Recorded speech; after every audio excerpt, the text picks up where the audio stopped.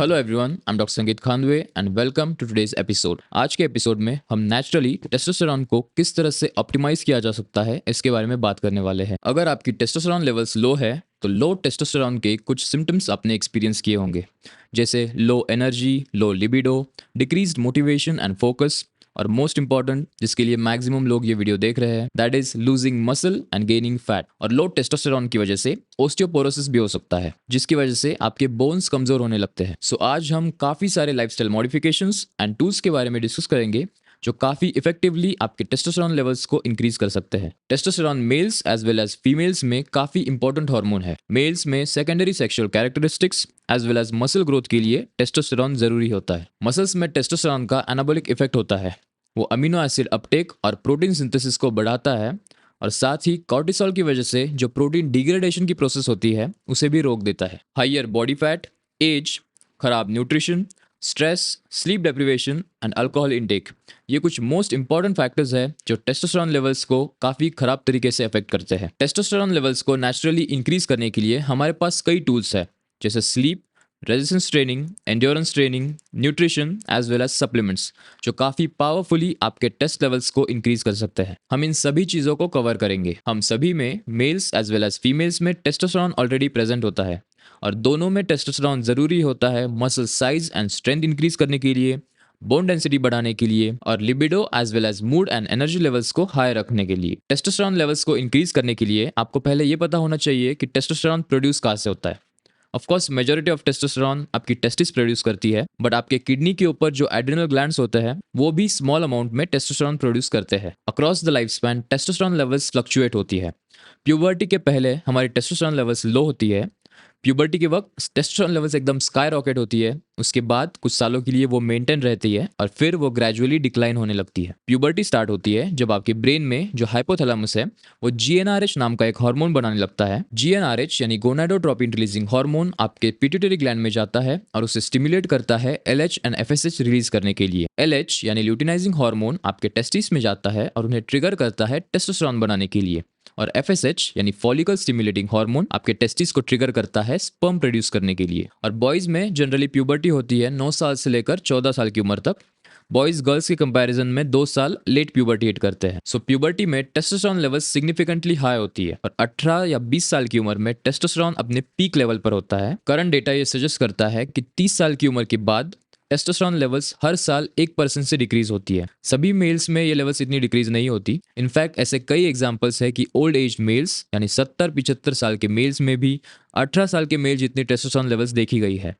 सो test levels काफ़ी person to person vary होती है। एक काफ़ी कॉमन क्वेश्चन है जो काफ़ी सारे लोग पूछते हैं, वो है कि क्या इजैकुलेट करने से टेस्टोस्टेरॉन लेवल्स कम होती है। और इसके बारे में रिसर्च करने के बाद मुझे कुछ हाई क्वालिटी स्टडीज़ मिली, जिनके लिंक मैं डिस्क्रिप्शन में भी दूंगा। आप एपिसोड खत्म होने के बाद जाकर पढ़ सकते हो। सो उन स्टडीज के अकॉर्डिंग सेक्स और इजैकुलेट करने से टेस्टोस्टेरॉन लेवल्स रिड्यूस नहीं होती, बट इजैकुलेशन के बाद प्रोलैक्टिन लेवल्स स्पाइक होती है, और प्रोलैक्टिन हमारे फर्दर सेक्सुअल डिजायर्स को सप्रेस करता है।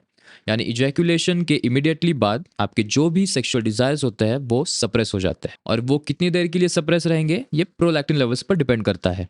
जनरली 30 मिनट्स के बाद प्रोलैक्टिन लेवल्स डिक्लाइन होने लगती है। दूसरी चीज जिसके बारे में काफी लोगों को जानने में इंटरेस्ट है, दैट इज क्या एब्सटिनेंस से यानी सीमेन रिटेंशन से टेस्टोस्टेरॉन लेवल्स इंक्रीज होती है। तो कुछ रिसर्च पेपर्स के अकॉर्डिंग अगर आप 7 डेज या उससे ज्यादा डेज के लिए इजैकुलेट नहीं करते हो, that is if you abstain from ejaculation, तो उससे टेस्टोस्टेरॉन लेवल्स 140% से इंक्रीज होती है। आई नो ये थोड़ा कॉम्प्लिकेटेड लग रहा है, बट इसका सीधा सीधा जवाब यही है कि सेक्स या इजैकुलेट करने से आपकी टेस्टोस्टेरॉन लेवल्स रिड्यूस नहीं होती। और अगर आप इंटेंशनली इजैकुलेशन को अवॉइड करते हो, जिसे सीमेन रिटेंशन या एब्सटिनेंस कहते हैं, तो उससे टेस्टोस्टेरॉन लेवल्स और ज्यादा इंक्रीज होती है। आई होप आपको अपने सवाल का जवाब मिल गया होगा। अभी चलिए हम कुछ लाइफस्टाइल मॉडिफिकेशंस और टूल्स के बारे में डिस्कस करते हैं जो टेस्टोस्टेरॉन लेवल्स को इंक्रीज करने के लिए यूजफुल है। मुझे कुछ हाई क्वालिटी रिसर्च स्टडीज मिली जिसके अकॉर्डिंग अगर आप रात को अच्छी गहरी नींद लेते हो तो उससे टेस्टोस्टेरॉन लेवल्स सिग्निफिकेंटली इंक्रीज होती है। पर कैसे? तो स्लीप कॉर्टिसोल लेवल्स को कम करती है। कॉर्टिसोल एक स्ट्रेस हार्मोन है। जब हम सुबह उठते हैं तब वो रिलीज होता है और हमारे अंदर एक्टिवनेस और अलर्टनेस को बढ़ाता है। पर हम नहीं चाहते कि कॉर्टिसोल पूरे दिन या स्पेशली रात के समय एलिवेटेड रहे। आप में से कुछ लोगों को ये तो पता होगा कि सारे ही स्टेरॉयड हार्मोन्स कोलेस्ट्रॉल से उत्पन्न होते हैं, और स्टेरॉयड हार्मोन से यहाँ मेरा मतलब एनाबॉलिक स्टेरॉइड्स नहीं है। आपके बॉडी के अंदर टेस्टोस्टेरॉन, ईस्ट्रोजन और कॉर्टिसोल जैसे जो हार्मोन्स प्रोड्यूस होते हैं इन्हें स्टेरॉयड हार्मोन्स कहा जाता है और ये उत्पन्न होते हैं कोलेस्ट्रॉल से। और जब आप स्ट्रेस लेते हो या सफिशिएंट स्लीप नहीं लेते हो तब ये कोलेस्ट्रॉल कॉर्टिसोल में कन्वर्ट होता है, टेस्टोस्टेरॉन में नहीं होता। एक्सपर्ट्स के अकॉर्डिंग मैक्सिमम लोगों को 7 से 9 घंटे की नींद चाहिए होती है। कुछ लोगों को थोड़ी कम चाहिए होगी, कुछ लोगों को थोड़ी ज्यादा चाहिए होगी। बट द पॉइंट इज, अगर आप सफिशिएंट स्लीप नहीं लेते हो तो testosterone as well as muscle protein synthesis levels कम हो जाती है और afternoon as well as evening cortisol levels बढ़ती है जो आपके लिए नुकसानदायक है। कॉर्टिसोल एक ऐसा हार्मोन है जो मसल प्रोटीन डिग्रेडेशन और मसल वेस्टिंग को बढ़ाता है। सो यही रीजन है कि स्लीप लॉस या इनसफिशिएंट स्लीप मसल गेन को कम करती है और फैट गेन को बढ़ाती है। सो जो लोग स्लीप लॉस के साथ यानी सफिशिएंट स्लीप ना लेकर वेट लूज करते हैं उनमें फैट लॉस कम और मसल लॉस ही ज्यादा होता है। In short, sleep loss has a detrimental effect on body composition. ये मेल्स में एज वेल एज फीमेल्स में दोनों में हो सकता है, बट कुछ स्टडीज के अकॉर्डिंग सारे ही स्लीप डिप्राइव्ड फीमेल्स में नहीं बट सारे ही स्लीप डिप्राइव्ड मेल्स में मसल प्रोटीन सिंथेसिस की लेवल्स डिक्रीज होती है। मेल्स में बेसलाइन टेस्टोस्टेरोन लेवल्स ज्यादा होती है और टेस्ट लेवल्स डिक्रीज होने की वजह से ऐसा होता होगा। तो हमने स्लीप का टेस्टोस्टेरॉन और मसल गेन पर कितना इफेक्ट होता है उसके बारे में जान लिया है। अभी हम बात करेंगे एक्सरसाइज के बारे में। कौन से फॉर्म की एक्सरसाइज बेस्ट है एंड्रोजन लेवल्स को, दैट इज टेस्टोस्टेरोन लेवल्स को इंक्रीज करने के लिए, जैसे पर्टिकुलरली वेट ट्रेनिंग या एंड्योरेंस ट्रेनिंग जैसे हाई इंटेंसिटी इंटरवल ट्रेनिंग या लॉन्ग डिस्टेंस कार्डियो जैसे लॉन्ग डिस्टेंस रनिंग, साइकिलिंग। इनमें से पर्टिकुलरली कौन सी एक्सरसाइज बेस्ट है एंड्रोजन लेवल्स को इंक्रीज करने के लिए? So first is resistance training. Resistance training जिसे हम वेट ट्रेनिंग या स्ट्रेंथ ट्रेनिंग भी कहते हैं, कई स्टडीज हुई है जो ये साबित करती है कि रेजिस्टेंस ट्रेनिंग हैवी वेट और high intensity exercises testosterone concentration को बढ़ाती है। पर हैवी वेट्स और हाई इंटेंसिटी के साथ किसी एक्सरसाइज में कितना मसल मास यूज हुआ है ये भी इंपॉर्टेंट है। अगर आप सिर्फ बाइसेप कर्ल्स लगाते हो, भले ही काफी अच्छी इंटेंसिटी के साथ लगाते हो, पर उससे serum testosterone concentration levels significantly change नहीं होने वाली। बट जब आप ऐसी एक्सरसाइजेस करते हो जिसमें बड़े मसल्स इन्वॉल्व होते हैं जैसे लेग प्रेस, लेग एक्सटेंशन या बैक के लिए रोइंग, या जब आप ऐसी एक्सरसाइजेस करते हो जिनमें ज्यादा नंबर ऑफ मसल्स इन्वॉल्व होते हैं जैसे free weight exercises like squats, deadlift, ऐसी फ्री वेट एक्सरसाइजेस से टेस्टोस्टेरोन कॉन्सेंट्रेशन ज्यादा इंक्रीज होता है मशीन वेट एक्सरसाइजेस के कंपैरिजन में। पर ऐसा क्यों होता है? ऐसी एक्सरसाइजेस क्यों टेस्टिस से या एड्रिनल ग्लैंड से या इन दोनों से टेस्टोस्टेरोन रिलीज को स्टिमुलेट करती है? क्योंकि फ्री वेट एक्सरसाइजेस जैसे स्क्वाट, डेडलिफ्ट या स्टैंडिंग शोल्डर प्रेस लगाते वक्त आपको स्टेबलाइज करने के लिए आपके कोर मसल्स जैसे एब्डोमिनल मसल्स, बैक मसल्स भी इन्वॉल्व होते हैं। सो फ्री वेट एक्सरसाइजेस लगाते वक्त ज्यादा मसल्स का एक्टिवेशन होता है मशीन एक्सरसाइजेस से। पर ऐसी फ्री वेट एक्सरसाइजेस करते वक्त आप कितनी इंटेंसिटी के साथ ट्रेन कर रहे हो या कितना हैवी लिफ्ट कर रहे हो ये भी इंपॉर्टेंट है। आपके 1 रेप मैक्स का 75% से 100% यानी जिस वेट के साथ आप मैक्सिमम 1 to 8 रेपिटेशंस लगा सकते हो, ऐसे वेट के साथ आपको ट्रेन करना है। सो हैवी या मॉडरेटली हैवी वेट्स और हाई वॉल्यूम यानी ज्यादा नंबर ऑफ सेट्स और ज्यादा नंबर ऑफ रेप्स ये टेस्टोस्टेरोन लेवल्स को सिग्निफिकेंटली इंक्रीज करते हैं। और in fact testosterone levels exercise session खत्म होने के 2 दिनों बाद तक एलिवेटेड रहती है। सो टेस्टोस्टेरोन लेवल्स को बढ़ाने के लिए बेस्ट प्रैक्टिस ये रहेगी कि आप हैवी वेट्स के साथ ट्रेन करो।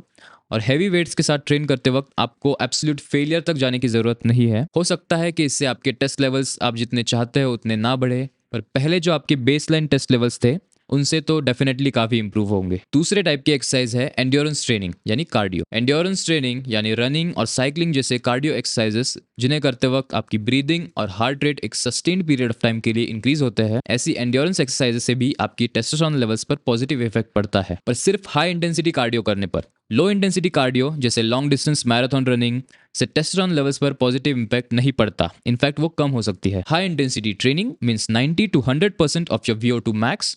ऐसी हाई इंटेंसिटी ट्रेनिंग करने से आपकी टेस्टोस्टेरोन लेवल्स वर्कआउट होने के 1 घंटे बाद तक एलिवेटेड रहती है। ऑल्सो इंटेंसिटी के साथ आपका हाइड्रेशन स्टेटस भी इंपॉर्टेंट रोल प्ले करता है। सो हाई इंटेंसिटी ट्रेनिंग करने से पहले इलेक्ट्रोलाइट्स और वाटर के साथ प्रॉपर हाइड्रेशन जरूरी है। सो एंड्योरेंस यानी कार्डियोवैस्कुलर एक्सरसाइजेस की बात करें तो सारे ही टाइप की कार्डियो एक्सरसाइजेस से नहीं but high intensity cardio serum testosterone levels को इंक्रीज करती है। वेट ट्रेनिंग और high intensity short duration cardio, इन दोनों का टेस्टोस्टेरोन लेवल्स पर पॉजिटिव इंपैक्ट पड़ता है।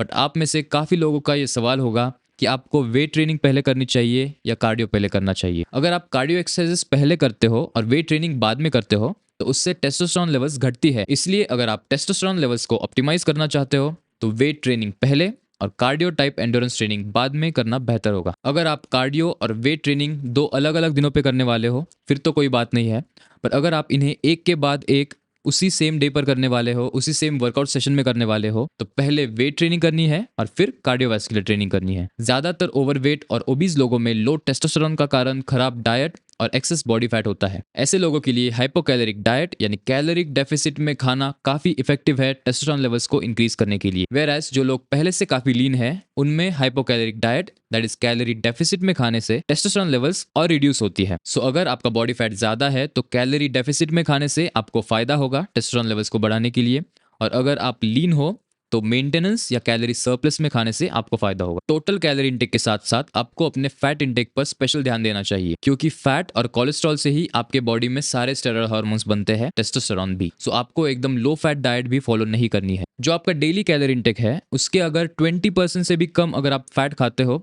तो उससे आपके टेस्ट लेवल्स डिक्रीज होने वाली है। सो आपको कम से कम 0.7 ग्राम फैट पर KG of body weight at least इतना फैट इंटेक करना चाहिए। फॉर एग्जाम्पल अगर आप 70 kgs के हो तो 70 multiplied by 0.7 that is 49 grams fat daily. तो लो फैट की वजह से हार्मोन लेवल्स अफेक्ट ना हो, इसके लिए एक 70 किलो के व्यक्ति को डेली कम से कम 49 ग्राम फैट इंटेक रखना चाहिए। टेस्टोस्टेरोन लेवल्स को बढ़ाने के लिए मार्केट में कई टेस्टोस्टेरोन बूस्टर सप्लीमेंट्स है। उनमें से कुछ सप्लीमेंट्स के बारे में हम डिस्कस करेंगे। पहला सप्लीमेंट है DHEA, डिहाइड्रो एपी एंड्रोस्टेरॉन। DHEA एक स्टेरॉयड हार्मोन है और यहाँ पर स्टेरॉयड से मेरा मतलब बॉडी बिल्डिंग के लिए जो एक्सोजिनस एनाबॉलिक स्टेरॉयड्स यूज किए जाते हैं वो नहीं है। DHEA हमारे एड्रेनल ग्लैंड्स नेचुरली प्रोड्यूस करते हैं और वो कन्वर्ट होता है टेस्टोस्टेरॉन और ईस्ट्रोजन में, इसलिए इसे as a performance enhancing supplement की तरह यूज किया जा सकता है। हमारी body 5 to 8 milligrams DHEA daily produce करती है, मोस्टली एड्रेनल ग्लैंड्स में। DHEA बनता है एक दूसरे स्टेरॉयड हार्मोन से जिसका नाम है प्रेग्नेनोलोन, और प्रेग्नेनोलोन बनता है कोलेस्ट्रॉल से। जिन मेल्स में hypogonadism that is extremely low androgens, low testosterone की प्रॉब्लम है, उनमें DHEA सप्लीमेंटेशंस एंड्रोजन लेवल्स को सिग्निफिकेंटली इंक्रीज कर सकते हैं। DHEA 25 मिलीग्राम्स से 100 मिलीग्राम्स पर डे के डोसेजेस में लिया जाता है, और उसमें भी जो लोग 50 मिलीग्राम्स से ज्यादा डोसेजेस में DHEA लेते हैं उनकी टेस्टोस्टेरोन लेवल्स हाइयर होती है एज कम्पेयर टू जो लोग 50 मिलीग्राम से कम डोसेजेस में DHEA लेते हैं। सो आप DHEA 50 mg पर डे से स्टार्ट कर सकते हो। Other nutritional supplements like vitamin D,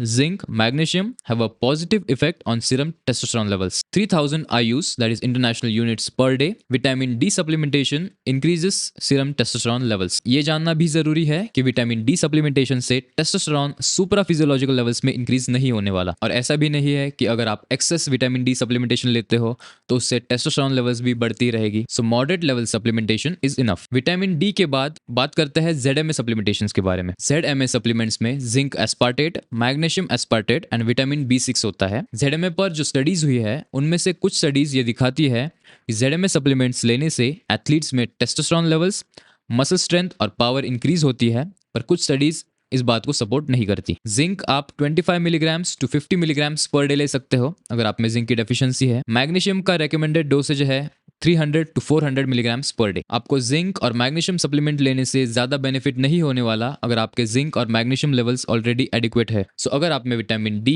vitamin B6, zinc, magnesium, in vitamin और मिनरल्स की डेफिशिएंसी है तो इन्हें सप्लीमेंट करने से आपको डेफिनेटली फायदा होगा। मैं तो सजेस्ट करूंगा आप पहले अपने ब्लड रिपोर्ट्स निकालो। ब्लड टेस्ट में आपका total testosterone, free testosterone, cortisol, vitamin D, zinc और मैग्नीशियम लेवल्स आप पहले चेक करो। मेल्स में टोटल टेस्टोस्टेरोन की एक वाइड रेंज होती है 200 नैनोग्राम से लेकर 1000 नैनोग्राम्स पर डेसिलीटर तक। अगर आपकी total test levels lower end में है या मीडियम रेंज में है और आप ये सभी चीज़ें फॉलो करते हो, दैट इज आपकी sleep, resistance training, high intensity endurance training, आपका nutrition that is diet, supplementation, इन सभी चीज़ों को अगर आप फॉलो करते हो और इन टूल्स को इंप्लीमेंट करने के कुछ महीनों के बाद अगर आप दोबारा अपनी टेस्टोस्टेरोन लेवल्स को चेक करते हो तो आपको प्रिसाइजली पता चलेगा कि ये टेक्निक्स या ये प्रोटोकॉल्स आपके लिए इफेक्टिव है या नहीं। टेस्टोस्टेरोन लेवल्स को एसेस करने के लिए आप अपना ब्लड सैंपल सुबह 7 से 11 बजे के बीच फास्टेड स्टेट में दीजिए जब टेस्टोस्टेरोन की पीक लेवल्स होती है। Thank you. प्लीज लाइक और सब्सक्राइब कीजिए